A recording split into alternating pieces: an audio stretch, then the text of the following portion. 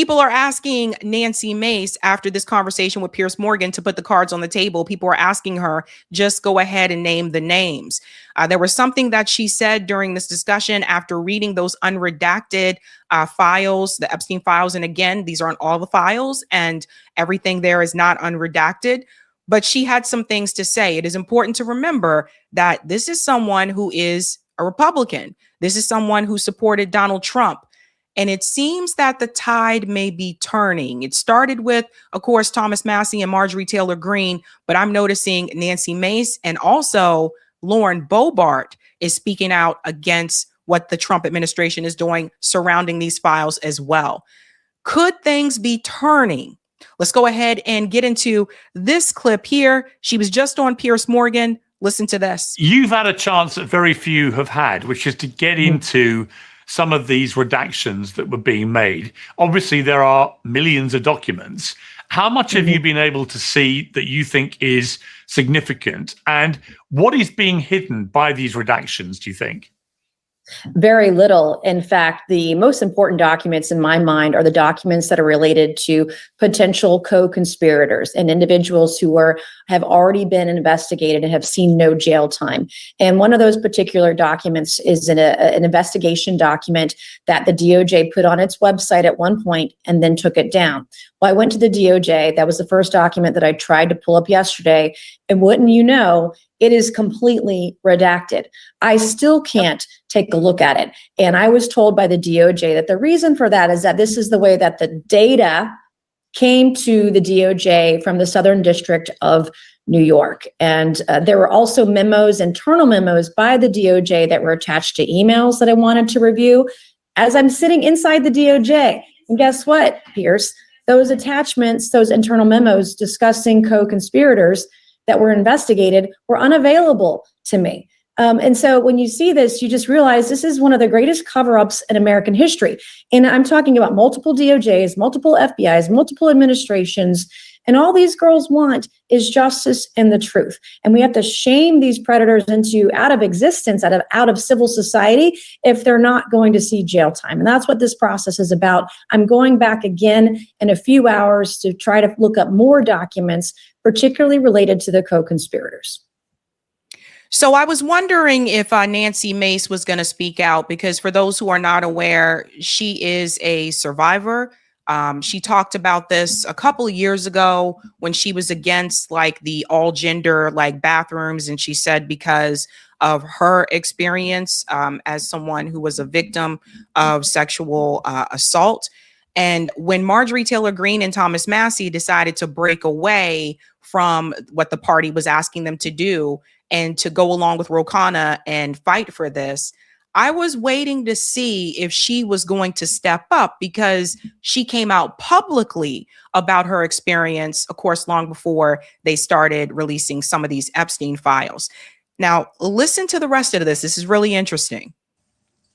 Is it likely that members of the House or the Senate, perhaps, are going to start naming some of these redacted names using the cover of Congress?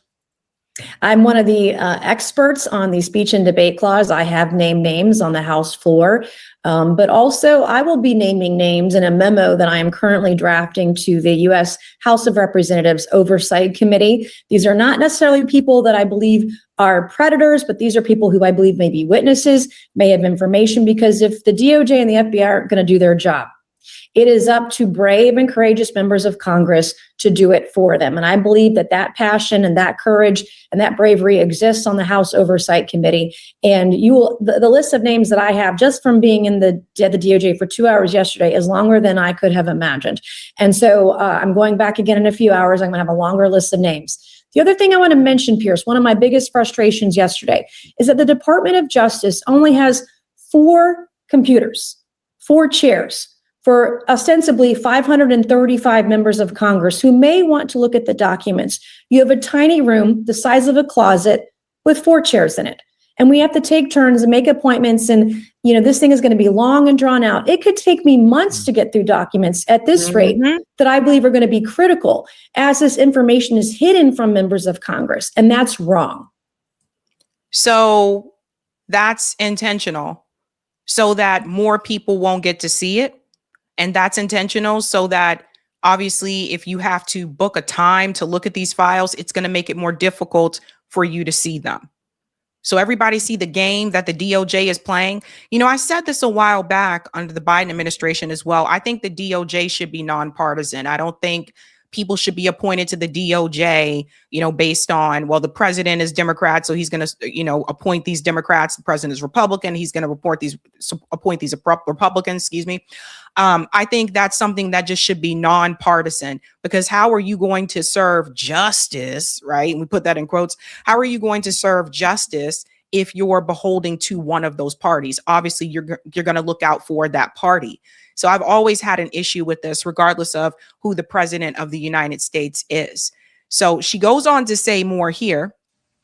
Yeah, it's ridiculous. And what about the fact that, all right, we saw 3 million documents released a week ago, but actually there apparently are more than 3 million more documents which they have no intention of making public. How does that sit with the administration's claim to be desirous of being fully transparent? Well, I can tell you there are folks on both sides of the aisle that are going to go after this. And once you put that bone in my mouth, I'm like a dog. I'm going to keep going at it. I will not let go. And that's what we have to do here. We can't allow women to continue to be second-class citizens. I don't care if you have a tiara or a crown. You shouldn't get away with this. If you are rich and powerful or a billionaire, and if you did something to these women, you go to jail. And I want to give hope to the Epstein victims, because I've lost all faith in the justice system.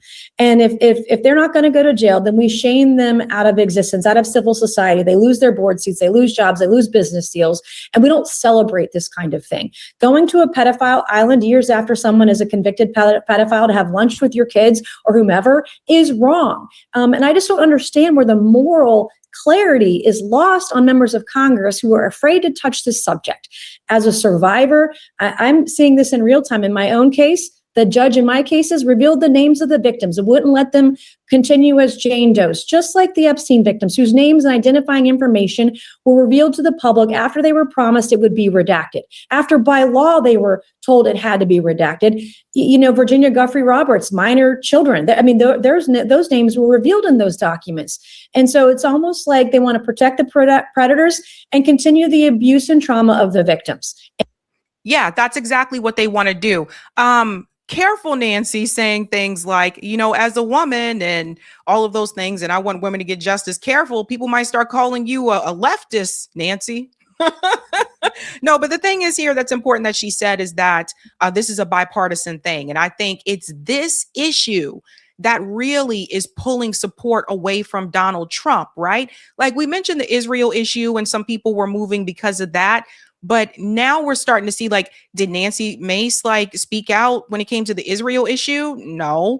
But now we're seeing people who didn't speak out against Israel are now speaking out over this issue. This is a touchy one. It's a touchy one for people who are survivors. It's a touchy one for people who have kids, especially whether you're female or male. You know, if you care about kids, if you care about humanity at all, this is a really touchy one.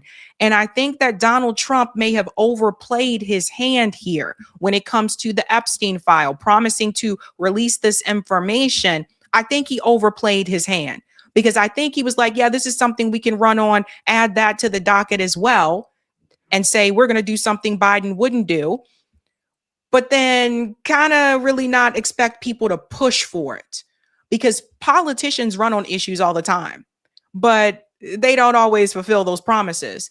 But this is one of those issues that people are not letting go. And that's why I was like, oh no, this might be the one that really pushes that button. Someone said, this is really funny. Record said Nancy Mace is leaving Congress. LOL. Yeah, they're probably going to try to get her out of there too. And that's wrong. And I'm going to stand up with them and for them and beside them until my last breath, and until every man and woman who did something to these girls is held accountable. Well, good for you. I mean, I want to put some names to you that have been in the news connected to Epstein files this week. The US Commerce Secretary, Howard Lutnick, I think you were just alluding to this, has now confirmed in his hearing that he visited Epstein's island in 2012. Now, that's contradicting his previous claims that he cut all ties with him years earlier, and was, of course, several years after Epstein's conviction for being a pedophile. And he said, I did have lunch with him as I was on a boat going across on a family vacation. My wife was with me, as were my 4 children and nannies. We had lunch on the island. That is true for an hour. Now, that doesn't mean he did anything wrong, but it does mean he was not telling the truth originally about the timeline of his relationship with Epstein. And it does beg the question, why are you taking your family to an island owned by a convicted pedophile? Yeah, that was after the conviction, and he took them there. Listen to this. This is the kicker. I would never do that as a mom. I want to protect children with every fiber of my being, and would do that. But you would be shocked, Pierce, that some of the names that I have seen that came across the DOJ in emails that the DOJ is protecting. And we're talking about people on both sides of the aisle. We're talking about famous people, rich people, people in power, prime ministers, former presidents, et cetera, media personalities that are named in these files. And that's why. And let's pause right there. Did everybody hear what she said? Of course, presidents, other politicians, prime ministers. But here's the one I want to touch on. Media personalities. I'm curious who those media personalities are. Because here's the thing. If you have members of the press that are complicit in the trafficking, that are complicit in the crimes of Jeffrey Epstein, the press is not going to cover this in such a way that is going to reveal those names. They are going to do everything possible to make sure that that information stays hidden. So I'm wondering if it's members of the press, is it someone who's a reporter, a commentator, or is it people higher up? Like, I don't know, someone who owns a news station. Could it be someone like Rupert Murdoch, for example, someone like Barry White? Look, we don't know. We don't know. But the fact that Jeffrey Epstein basically had his hands in politicians, celebrities, and also the media. So I'm curious to know who those media personalities are. Azar said, Joy Reid said the quiet part on Native podcasts at 1621 mark. I wish I could play. I can't play Native podcasts on here because it has copyright, because they belong to iHeart Radio and they do copyright. So I wish I could play it, but I can't. I'll have to go and check what that was. But we need to know who these media personalities are. Let's let her finish up here. And then I want to show you some of these paintings that came out. I say this is going to go down as the greatest cover-up, one of the greatest cover-ups in American history. And I don't believe the girls are actually going to see justice, which is why it's going to be incumbent upon people like Democrat Ro Khanna, Republican Thomas Massey. I'm a Republican myself who's willing to name some of those names in our committee work, on the floor of the House, whatever it takes, because this kind of thing cannot continue to go on. I want to give the next girl hope that when she comes forward, she won't be shamed. Her life won't be smeared in the Daily Mail or whatever the next press, is going to do. What they do to female victims and to children is disgusting, because they're protecting their rich and powerful friends. But you'd be surprised, shocked even at some of the names in the files. Okay. So let's start putting some cards on the table. Because Maria Farmer, who was the first person to report Jeffrey Epstein to the NYPD, she left hints. Let me see if we got those pictures. Corey, do you have those pictures? Okay, maybe he didn't put the pictures. Anyway, I'll show you one of them. Maria Farmer, she dropped hints to the DOJ a long time ago, and she's an artist. Maria Farmer is a painter, right? Let me show you one of the hints that she dropped. See, they had this information. This is all going around on social media now, guys. Yes, it is in the files. You can look this up for yourself. I want you to look very closely at this picture. So let's go ahead and pull it up. Now, obviously, this guy right here looks like Bill Barr. That's who that looks like. So that's the noticeable part. What's not as noticeable are the things that are going on in the background in this picture. So when I told people, look very close to this, over here, you have Jeffrey Epstein, and it almost looks like he's like a pillow or something like that. At the very bottom here of the picture, on his shirt, it says CIA.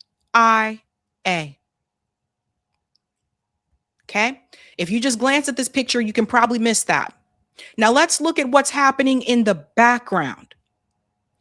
There's a picture right here, excuse me, of two men, looks like two men in suits shaking hands. I would imagine that's probably Donald Trump right there with the blonde hair. The guy on the other side looks like he has glasses and the black hair looks like that's probably Bill Barr. These were painted by Maria Farmer down with the click. These are in the Epstein files as well. They're making their way around on social media. Now let's look at this picture. You see this picture back here? This is the one we can't figure out because it is far away and I zoomed in on it and I couldn't see it. But what I could tell is it looks like this might be a media person. I'm not sure. Some people online said they thought that that was Sean Hannity. Other people online said they thought that that was like Mike Wallace. I don't know. It's hard to tell the face of that one. And then if we look over here to the right, this is an older picture of Jeffrey Epstein when he taught at Dalton. Now, let me put all of this together to explain to you how this is connected. Bill Barr, his father hired Jeffrey Epstein at Dalton. Even though Jeffrey Epstein did not have the experience, he hired him to teach at Dalton. That was Donald Barr. Bill Barr is the one who came forward during the first Trump administration. Remember this? He was the one that put out the statement that Jeffrey Epstein's body was found and that he was, he unalived himself. And I brought this forward to you recently that we discovered the draft of that statement actually had the date before he died. Everybody connecting the pieces? Everybody connecting them? Okay, thank you. Eric's got those other pics. Okay, that's just one of them. Let's go ahead and bring up the other ones, Eric.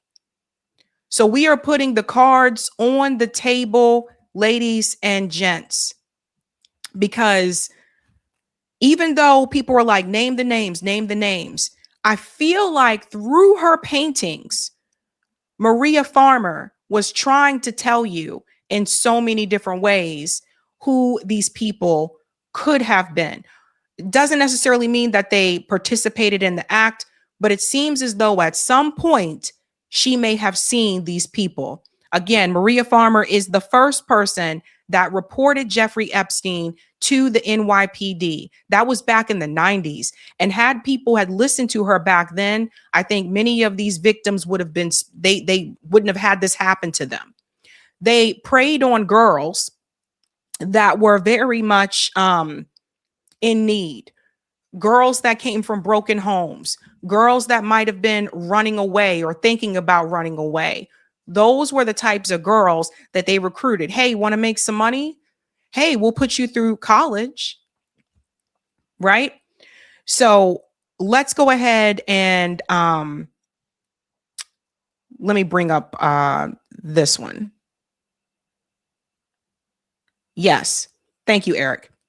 So here is another painting from Maria Farmer. I'm going to zoom in on this one and I'm going to tell you what this painting is about.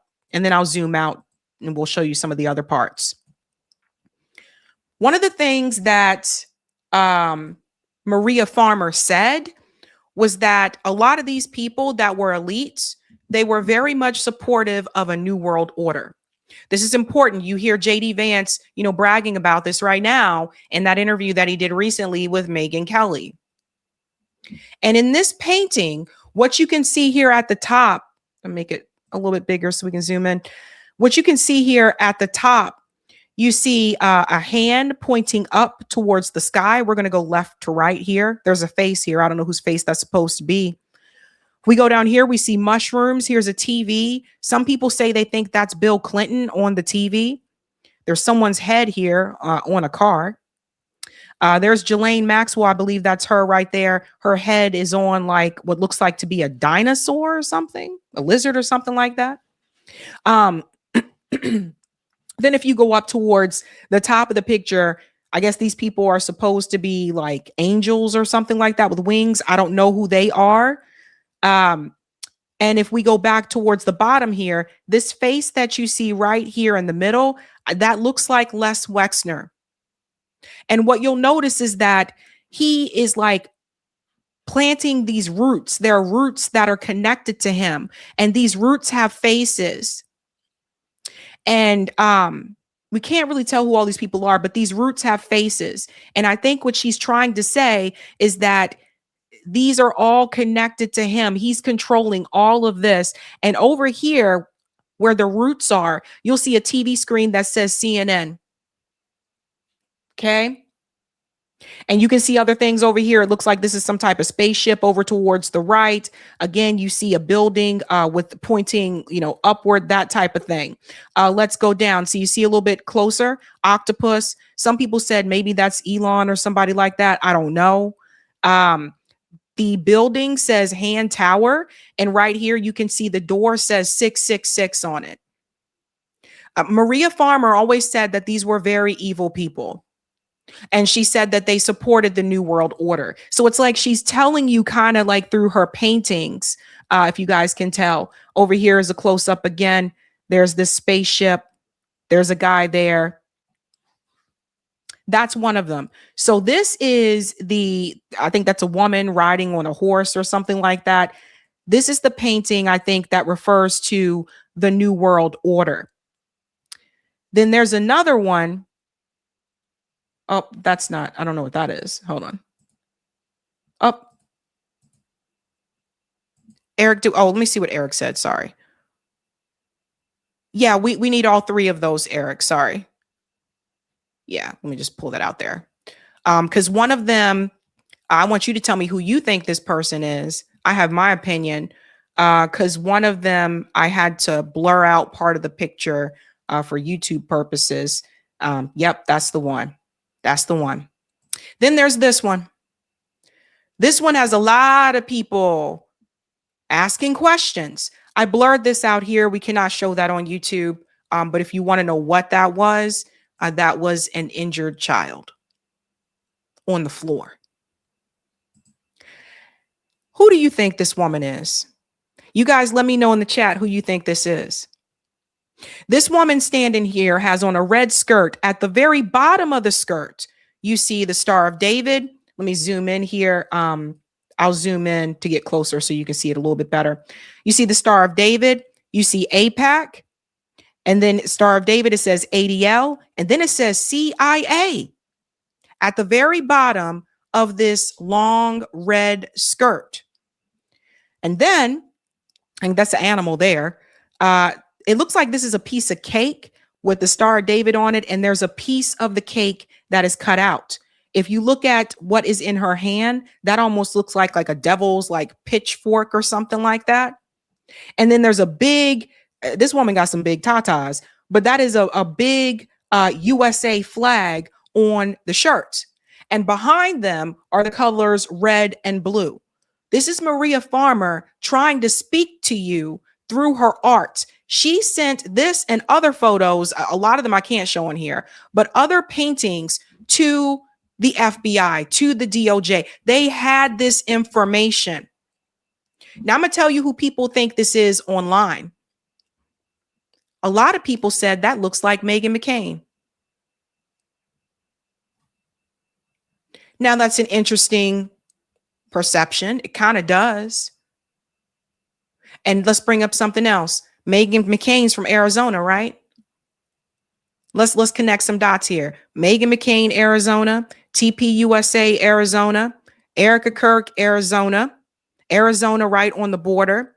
We know that a lot of kids get trafficked from the border. I'm not saying that Meghan McCain trafficked anybody, because you ain't coming to sue me. But what I am saying is it seems to be very interesting that a lot of these people just happen to be in Arizona. A lot of people said they thought it was Megyn Kelly. Some people in the chat said they think it's Miriam Adelson. Someone said the royal woman from Norway. Oh, that's an interesting one too. And someone said also Madonna. So I don't know. But this picture is very telling. At the very bottom of the picture, it says Free Palestine. Let's bring up that other one, Eric. There's one more that I want to show you guys.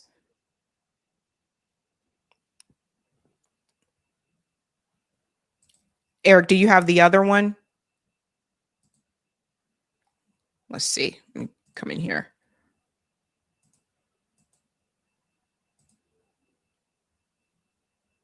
I don't know what happened to. Oh, I thought there were 3.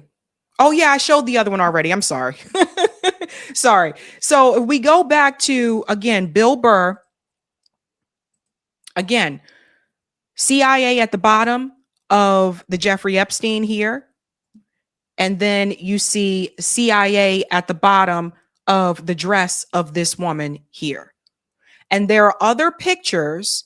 If you look on X, people are sharing this, the file link and everything, because there's other paintings as well. Some of them I can't show on here because they're gruesome. But here's the thing. What I noticed through all of these paintings is that Maria was trying to tell people that the CIA and the FBI are involved. There's a number of pictures that she has with Jess Staley from JP Morgan as well. So if the CIA and the FBI are involved, they've been known about this. So Maria Farmer put all the cards on the table. People are asking Nancy Mace to hop, skip, and a jump and do this as well, to go ahead and start naming these names. Look at the paintings. I think you'll figure it out. Hey guys, this was a Sabby clip. If you like what you saw, hit that like button and subscribe.